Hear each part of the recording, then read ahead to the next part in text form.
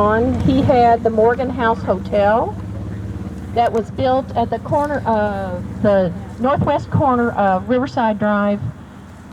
Oh, it's where the Trolley Inn was. Do you remember the Trolley Inn at all? What's there now? Cluckers? This was a big federal-style, double federal hotel built in 1834, and they ran that for years and years. Well, Ebenezer Morgan was kind of economical. We can say that. If I say too much, Dana's going to hit me with something because that's her ancestor. Yeah. And the Morgan family actually lived over in Kentucky, and one day their son, there was another Morgan family that came down the river from West Virginia. Sylvester Prickett. Yeah. Sylvester Prickett Morgan. Yeah, he's buried over there. And he came over to Jeffersonville one day, got off the boat at the foot of Spring Street, came on up, and there was the Morgan House Hotel. And there was this beautiful young lady out front taking care of a child, and he walked up to her and asked her if this was the kind of place where it would be good to stay, and she said, well, something to the effect that it was as good as any other place, and he kind of liked her, and she kind of liked him, and they weren't related to each other, so they got married. They celebrated their golden wedding anniversary, and Dana sent me a picture of them, and I'll hold it up to see if you can see it. I had to find it first. Oh, here it is. This is a napkin that Dana found in an old family Bible, and it's for their golden wedding celebration. That's Sylvester Morgan and Sarah Morgan. It's in the Morgan Town Museum in West Virginia. Yeah. Because he was the grandson of Zaquil Morgan, and they came. Wait, just say that, Robert. They can't hear you. No. So he was the grandson of Colonel Zaquil Morgan that founded Morgantown, West Virginia. And every year I go to this Morgantown reunion. What's kind of neat is the people there, I found out that we're related through DNA, so it's actually validated the whole research. So it's very cool. Cool. Now I'll tell you why there's so many Morgans. Let me get away from Dana. Yeah. Okay. There was a lady who lived in Jeffersonville whose name was Mary Lyon. She died, I want to say, in the late 1970s. And her family came over here from Louisville in the 1840s. And she had an aunt, and the family trait was ankylosing spondylitis, and if you knew anybody that had that, it's this. And they're crippled.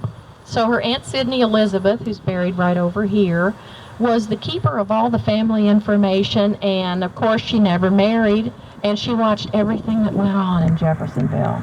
And we have some of the most wonderful stories about people in 19th century Jeffersonville that Sidney Lyon gave us.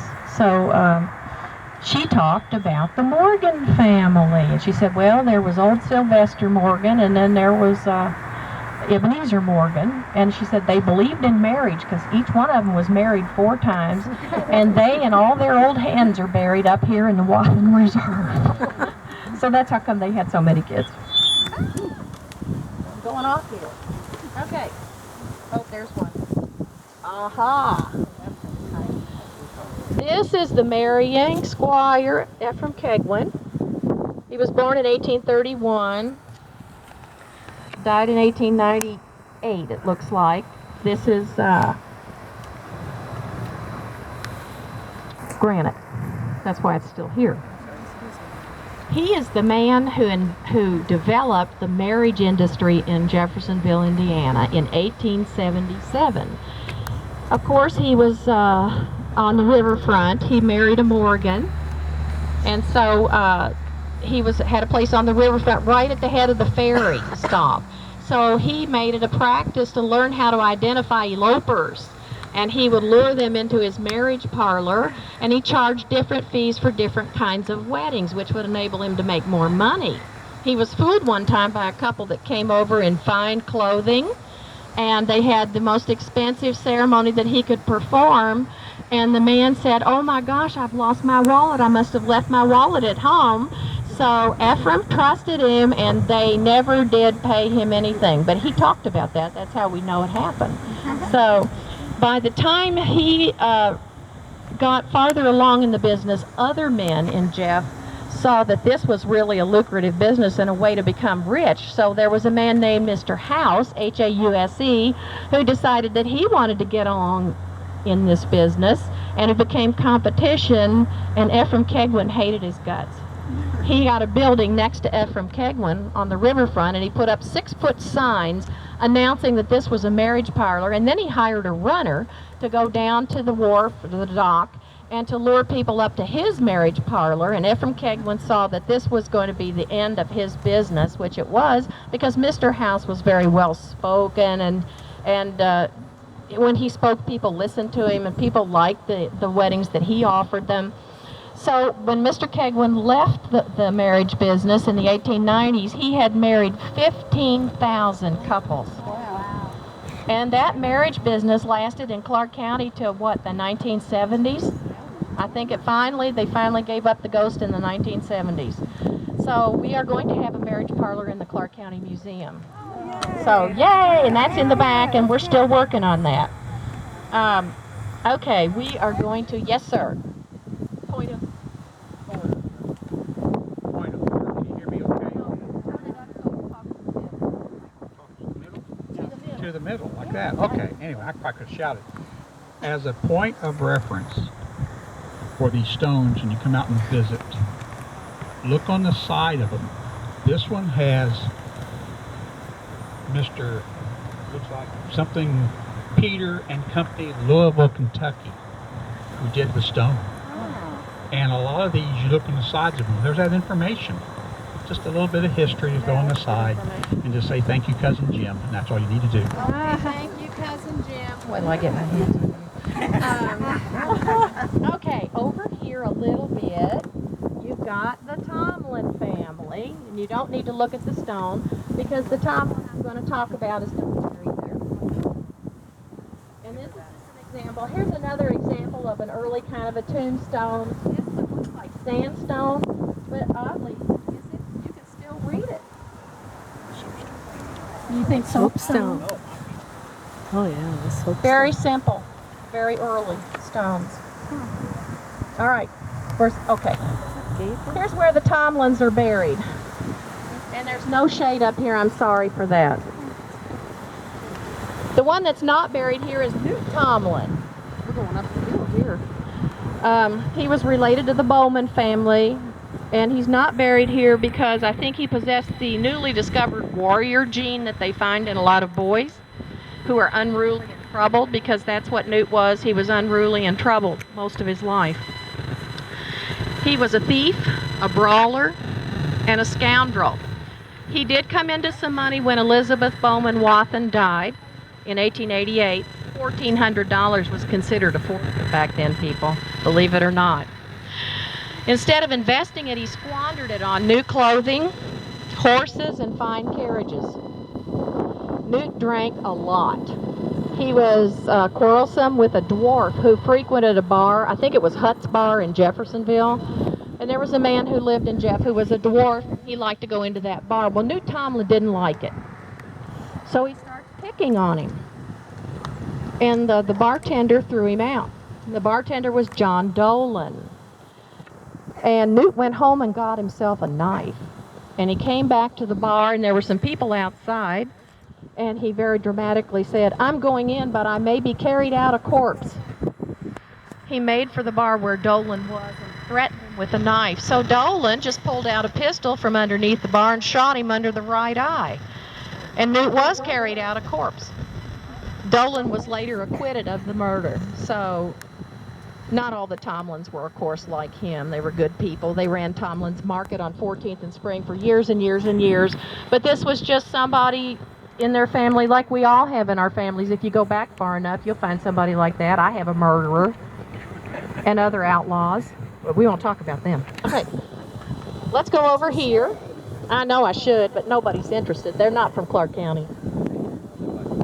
These stones are in kind of bad shape. It may have been vandalism. We have a lot of that kind of thing now. And let me just hold them down so you can see the pictures of the people, and I'll stand back behind you so you can see. I've seen it before. Mildred Lyon hand is the first stone you see with the blue tape on it. It's kind of more modern, of course, than the other ones, and it's really crooked off its base. She was the daughter of the two people that are buried here with the marble stones. She was the daughter of Sidney Smith Lyon and Honora Lyons. She lived in the Octagon House at the Falls. Do any of you remember the Octagon House? It was torn down in 1940, one of only 6 in the United States. And we tore it down to build the flood wall. She fell in love with a man named George Dallas Hand from Pennsylvania, who was at Camp Joe Holt during the Civil War. That's how she met him. And he was bivouacked there. Hand was supposed to be sent into battle, and they had a little romance going, so the two were married. And then he left for duty. He was called away to duty. A few months later, Hand was on leave, and he asked Dr. Nathaniel Field in Jeffersonville to write him a medical excuse for piles. You know what piles are? Okay. So he could stay home with Mildred. The Army had Major Hand arrested for being AWOL and imprisoned. Mildred stood by her man. She was a woman who was determined, let me tell you. She bought a train ticket to Washington, D.C., dressed herself in her brown silk dress with a gathered front, and her bonnet with the roses on the inside next to her face, pink roses. And she went to see President Lincoln to beg for clemency for her husband. She camped out at the White House, which you could do in those days. You could walk right in the White House and, wait to see the president, and eventually he would get around to you. She was there for hours, and he met with her, and she said, he was the ugliest man I ever saw, but he was the kindest person, and he called me daughter, and Mildred and her husband was released from prison.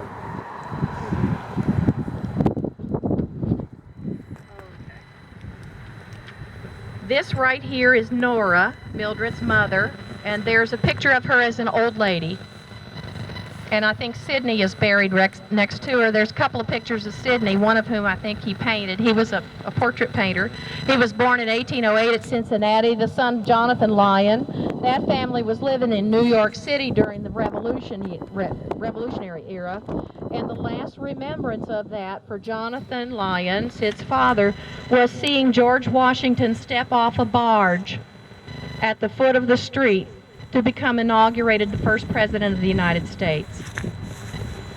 That was his last remembrance of New York. Sid, his son, was kind of a Renaissance man. He was a portrait painter, a geologist, a fossil collector, a surveyor, and in religion he was a Swedenborgian, which meant that he was kind of mystic. Johnny Appleseed was probably the most famous Swedenborgian that all of us would know about. He built the Octagon House at the head of the falls in 1852, and it stood till 1940. In 1847, he was hired as a surveyor to the Peters Colony in Texas. That was back when we were just first coming into Texas and trying to settle it. And the party down there was attacked by Apaches, and Sid and one woman were the only people who survived it. And Sid took an arrow to his knee, and his leg never worked right after that. When he returned home, he wasn't paid for the work he did for the Peters Colony. Sid became Major Sidney Lyon when he joined the Kentucky Cavalry during the Civil War, and it was he who was chosen to stay behind when the Union troops were bottled up inside the Cumberland Gap, surrounded by Confederates, and no way out of the gap for them to escape. Sid set the dynamite charges, and as the Confederates poured into the gap, he blew the gap to smithereens. Unhappily, his horse reared and fell on him and broke both of his legs and his arm. He did not live too long after that. He died in 1872, and the day he was buried, the temperature was the same as it is today, and they had to pack the body on ice in the hearse to bring it out here. Here also are buried Athanasius Wathen, somewhere over here, and his wife. And I have a picture of her. Let me see if I can get her hands on that quickly.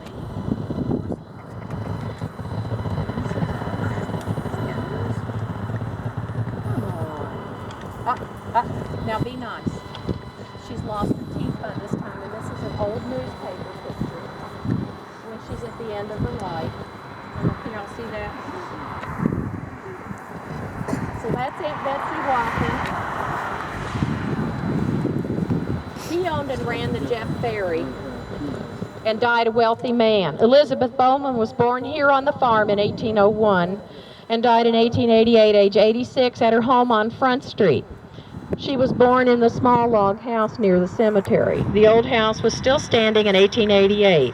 On April 27, 1820, she married Athanasius Waffen, and they had 7 children. And she may have been the wealthiest woman in Indiana in her day, as her estate was valued at $500,000. Ferry stock.